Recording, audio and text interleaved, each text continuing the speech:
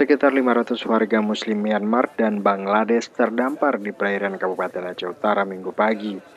Mereka ditemukan nelayan setempat setelah 3 unit kapal tongkang yang ditumpangi kehabisan bahan bakar minyak. Mereka yang terdampar terdiri dari pria, wanita, dan anak-anak.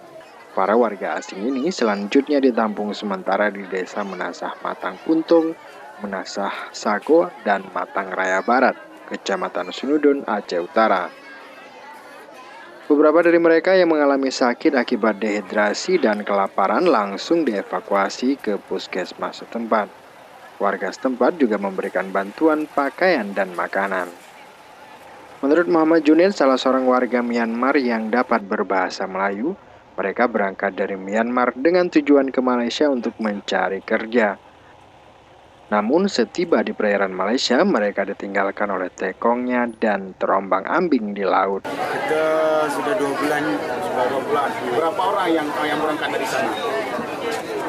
Satu boot ada 200 orang, tapi kita jemput semua 3 boot. 3 boot, berapa orang semuanya? Semua sini ada 500 lebih. 500 lebih. Mau kemana rencana? Tujuan abang kemana?